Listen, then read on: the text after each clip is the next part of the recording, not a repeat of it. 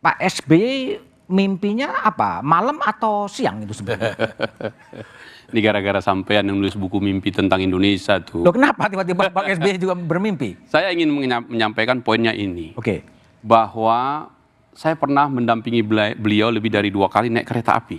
Naik kereta api, Ya, oke. dari Gambir sampai ke Solo. Solo. Dan kemudian bercerita. Kemudian kami pernah sama dengan beliau dan bercerita tentang bagaimana supaya kalau sudah selesai masa presidennya, waktu itu ya, kira-kira setahun lagi mau berakhir, gimana caranya biar soft landing. Nah, setelah soft landing kembali ke masyarakat.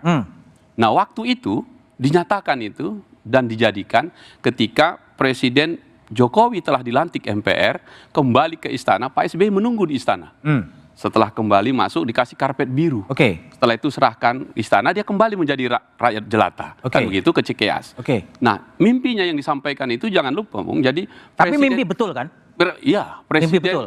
dia bercerita kepada bercerita. Oke. Presiden RI kelima kita punya, Ibu Mega, Presiden RI ke-6 Pak SBY, dan akan ada Presiden RI ke-7 yang juga akan berakhir. Oke. Kan indah jikalau sudah ada Presiden RI yang ke-8, Oke. mereka menjemput, diantar dan kembali. Itu menceritakan betapa indah kepada masyarakat, pemimpin ketika sudah naik bersedia juga kembali. Presiden ke-8-nya siapa kira-kira? Nah, itu yang menjadi pertanyaannya. Masih mimpi juga? Nah, itu akan ditentukan 14 Februari 2024. Oke, belum tahu. Tapi ingin kira-kira akan naik kereta bareng gitu ya? Iya, karena Gajayana itu, Mas, kalau Anda lihat itu di launching tanggal 28 Oktober 1999. Oh. Itu pada saat Kabinet Persatuan Nasional, Gus Dur presidennya, Ibu Mega wakilnya, Pak SBY mentambennya. Jadi mimpinya eksak banget ya? Sampai Gajayana bukan kereta Cina kan? Bukan. Kalau beliau bercerita kepada kami, ceritanya seperti itu. Oke. Nah, tentang kearifan, tentang hal-hal yang bagaimana kenegarawanan itu Tapi dalam disampaikan. mimpinya Pak SBY itu sosok Presiden ke-8 belum ketahuan ya? Kan belum.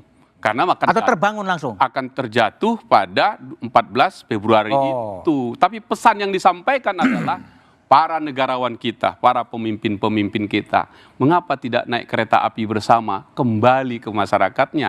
Yang ke Solo kembali ke Solo, yang ke Pacitan kembali ke Pacitan, Ibu Mega ke Blitar. Kan begitu? Mimpi itu, cerita itu untuk menggambarkan semangat untuk bersama.